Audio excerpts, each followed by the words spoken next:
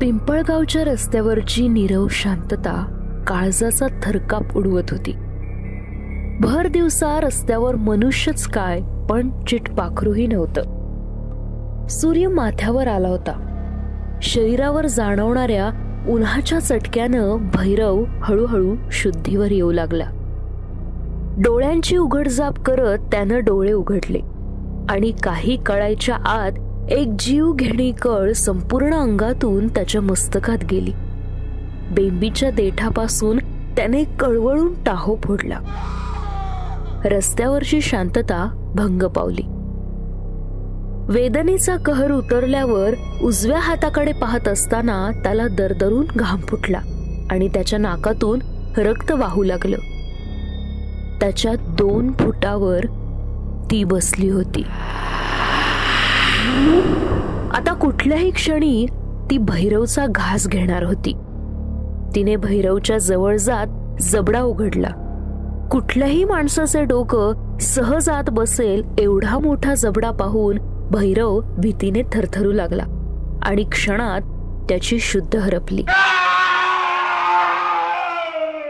भैरव जोराने ओरडत जागा झाला. त्याला दरदरून घाम फुटला होता. स्वप्न होतं ते. स्वप्न असलं तरी आज आपण मरणाला स्पर्श करून आलोय याची त्याला जाणीव झाली होती. सकाळी सकाळी कोंबड्याच्या खुराड्यात भलताच गोंधळ सुरू होता. शाळेला सुट्टी होती म्हणून पोरं घरात धिंगाणा घालत होती. भैरव उठलेला पाहिला आणि पोरं वाड्याबाहेर पळाली. अंगात कपडे घालून आंघोळ न करताच भैरव घराबाहेर पडला. बायकोनं आडून विचारलं तर तिच्याकडे रागाने पाहत फणकाऱ्यानं तो निघून गेला. न्याहारी करून सांबानं हात धुतले. तांब्या तोंडाला लावून गटागट पाणी प्यायला लागला. तोंडातून तांब्या बाजूला घेतो तेवढ्यात समोर भैरव दिसला. भैरवने रात्रीची सगळी हकीकत सांबाला सांगितली. भैरवच्या तोंडाकडे काही क्षण सांबाने बघितलं आणि जोर जोरात दात विचकून हसायला लागला. मध्येच तो भैरवच्या पाठीवर हात मारत होता, पण त्याचं हसणं मात्र सुरूच होतं. भैरव त्याच्यावर संतापला. रागात उठून तो जायला निघाला तेवढ्याच सांबानं त्याला थांबवलं. भैया, अरे सकाळी सकाळी डोक्यावर पडल्यागत काय बोलून राहिलाय? थोबड बंद कर, नाही तर इथंच मुर्दा पाडी ना तुझा. भैरव करड्या आवाजात गरजला. सांबा शांत झाला. तरीही त्याला भैरवच्या बोलण्यावर विश्वास बसत नव्हता. भैरव निघून गेला, पण सांबाला मात्र अजूनही हसू येत होतं. सांबा शेतावर बैलजोडी आणायला गेला होता. बैलाला आंघोळ घालून गाडीला जुंपायची तयारी करू लागला. तेवढ्यात त्याच्या कानात कुणीतरी काहीतरी कुजबूज केली. अचानक आलेल्या आवाजानं सांबा घाबरला आणि आजूबाजूला पाहू लागला. तिथे कोणीच नव्हतं. आपल्याला भास झाला असं वाटून तो पाठीमागे वळला आणि तोच एका जागी स्तब्ध झाला. डोळे मोठे झाले. अंगाला दरदरून घाम फुटला. त्याच्या 1 फुटावर ती उभी होती. जमिनीपासून फुटभर वर हवेत तरंगत होती. डोळे बाहेर आलेले, दोन्ही डोळ्यातून रक्त बाहेर येत होतं. सांबाचा घास घेण्यासाठी तिने जबडा मोठा केला. तिचा अक्राळ विक्राळ अवतार बघून तो भीतीने गलित गात्र झाला. त्यातही स्वतःला सावरत त्याने घराकडे धूम ठोकली. तो एवढ्या जोरात धावत होता की त्याचं काळीज उडून बाहेर येतं की काय असं वाटू लागलं. घशाला कोरड पडली होती तरी तो धावतच होता. गावात आला तसं लोक त्याच्याकडे बघून भांबावले. तो थेट भैरवच्या वाड्यात घुसला आणि जोरात जाऊन भैरवला धडकला. काय झालं ते न कळल्यामुळे भैरव देखील चकित झाला. भैरव भैरव भैरव ती आली, ती आली. सांबाने जमिनीवर अंग सोडून दिलं. भैरवने त्याला सांभाळत बाजेवर बसवलं. त्याला धीर दिला. त्याचा घाम रुमालाने पुसला. सांबा थोडा शांत झाला. 2 घोट पाणी पिऊन काही वेळ मान खाली घालून बसून राहिला. भैरवने त्याचा खांदा दाबला आणि जोराने दरडावून बोलला, हस, आता हस, हस की साल्या. एका बापाची अवलाद असशील ना तर आता हस साल्या. भैरवचा अवतार पाहून सांबा हमसून हमसून रडू लागला. दोघेही भीतीने गलित गात्र झाले होते. घडलेल्या घटनेने दोघेही पार हादरून गेले होते. कोण होती ती? सांबा आणि भैरव सोबत तिचं काय वैर होतं? त्यांच्या जीवावर का उठली होती ती? 1 वर्षापूर्वी कापूस वेचायला शेताकडे बायकांची गडबड सुरू होती. सगुणा पहाटेचं काम आवरून तयार होती. सोबत भाकरीची शिदोरी घेऊन लगोलग शेताकडे निघाली. वाटेत येणाऱ्या जाणाऱ्याला हटकून बोलायची सवय होती तिला. पण समोरून भैरव आणि सांबा येताना दिसताच तिने मान वळवली आणि सरळ रस्त्याने जाऊ लागली. एकट्या बाईची छेड काढण्याचा धंदाच होता या दोघांचा. ए सगुने, कुठे जातीस एवढ्या लगबग? सगुणा काही एक उत्तर न देता तिथून पुढे निघाली. तिच्या मागे मागे धावत जाऊन सांबाने तिच्या खांद्यावर हात ठेवला. ती क्षणभर थांबली. पाठमोरी वळून तिने एक जोरदार थापड सांबाच्या थोबाडीत ठेवून दिली. काही वेळ सांबाला काही सुचलं नाही. तोंडातल्या तोंडात शिव्या देत ती तिथून निघून गेली. सांबाच्या मनात अपमानाची आग धगधगत होती. जागेवरच मूठ हावळून तो उभा राहिला. दुसऱ्या दिवशी सगुणाने गावच्या सरपंचाकडे दोघांची तक्रार केली. भैरव सरपंचाचा भाचा होता. तरीही सरपंचाने दोघांना अख्ख्या गावासमोर खडे बोल सुनावले. तसेच गावातील इतरही बायकांची छेड काढल्याच्या तक्रारी घेऊन बायका येऊ लागल्या तेव्हा त्या दोघांना 1 महिन्यासाठी गावाने वाळीत टाकण्याची शिक्षा सुनावण्यात आली. दोघांना गावाच्या वेशीबाहेर हकलून देण्यात आलं. त्यांना स्वतःच्या घरी जाण्याची देखील परवानगी नव्हती. शेजारच्या खेडोपाडी जाऊन मोलमजुरी करून, वेळ पडली तर भीक मागून दोघांनी कसे बसे दिवस काढले. पण गावात परत आल्यावर मात्र त्यांना तोंड वर काढणं अवघड होऊन बसलं होतं. बायकांची छेडच काय, पण आता बायकांकडे बघण्याचीही हिंमत त्यांना होत नव्हती.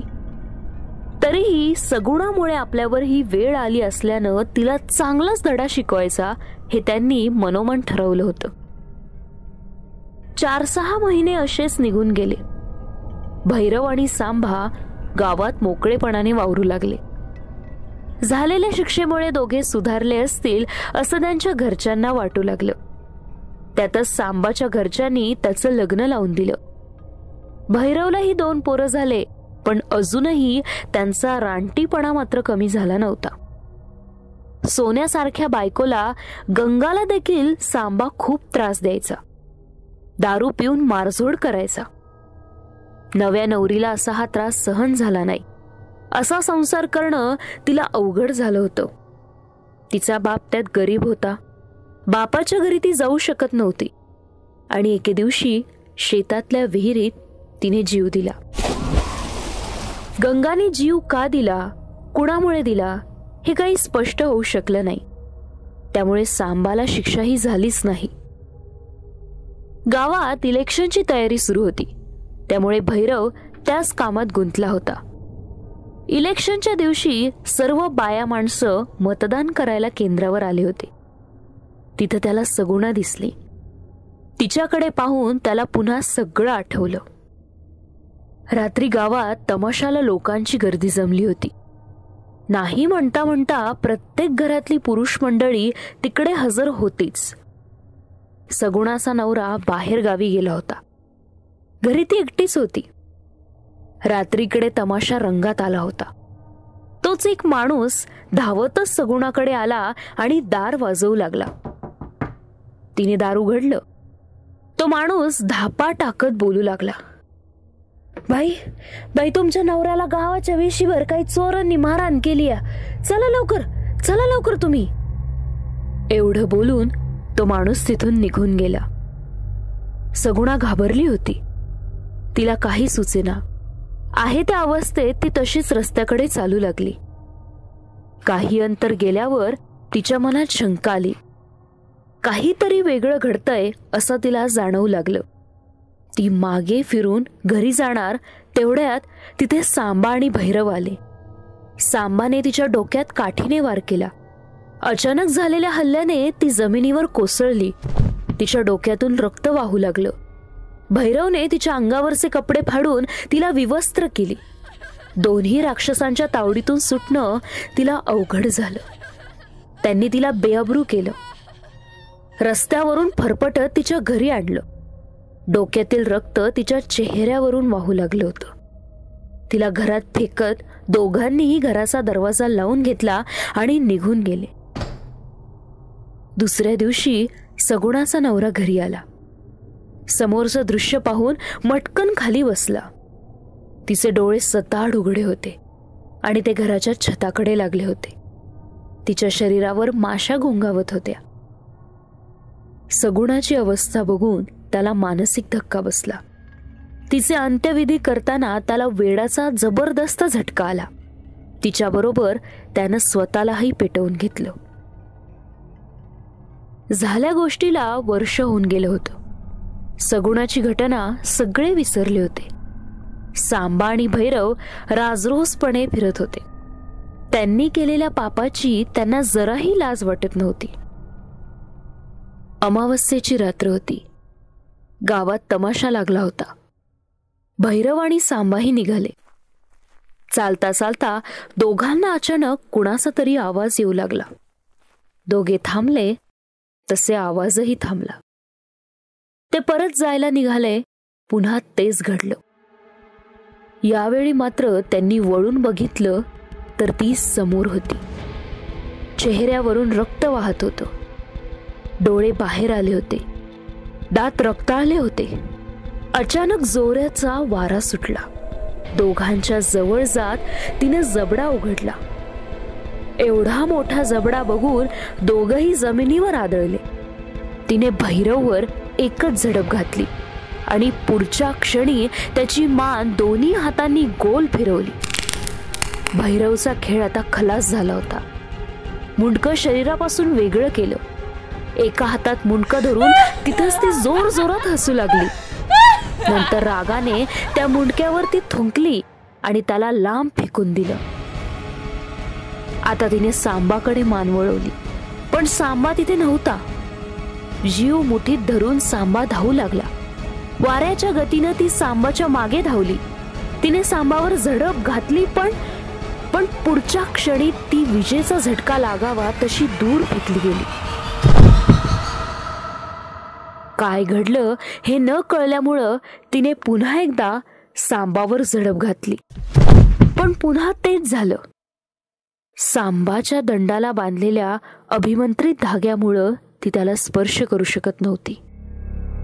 सांबा धावतच रामाच्या मंदिरात गेला. मंदिरातील पुजाऱ्याला सगळी हकीकत सांगितली. पुजाऱ्याने त्याला थोडं पाणी आणि त्यात अंगारा टाकून दिला. ती जवळ येताच तिच्या अंगावर टाकण्यास सांगितलं. या पाण्याचा प्रभाव फक्त काही तासच शिल्लक राहणार होता. त्यामुळे आत्ताच बाहेर जाऊन हे काम करायला हवं होतं. पुजारी मंदिराबाहेर आला. सगुणा मोठ्याने किंचाळली. सांबा माझा गुन्हेगार असून मीच त्याला शिक्षा देणार आहे असं बोलू लागली. थांब सगुणा, तुझ्यासोबत जे झालं ते खूप वाईट झालं.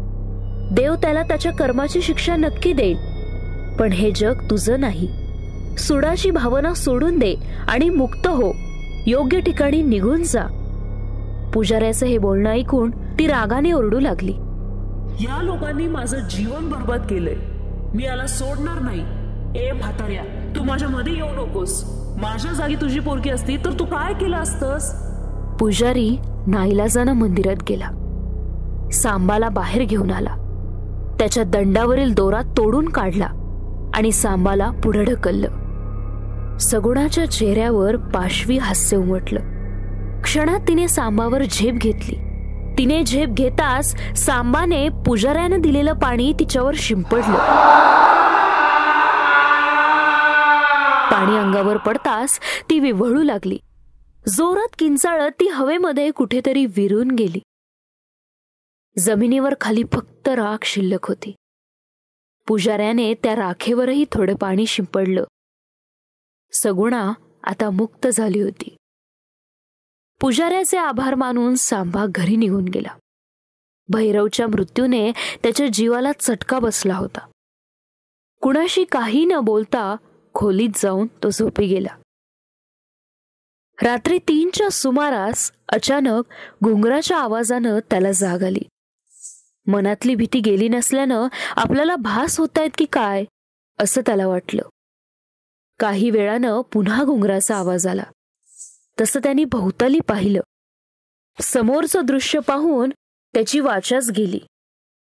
मोकळे केस, लालबुंद डोळे, अंगावरची साडी चिंब भिजलेली, दाताचे सुळे बाहेर आलेले.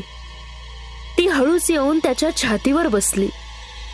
त्याच्या तोंडातून फक्त एकच शब्द बाहेर पडला, गंगा, गंगा तू.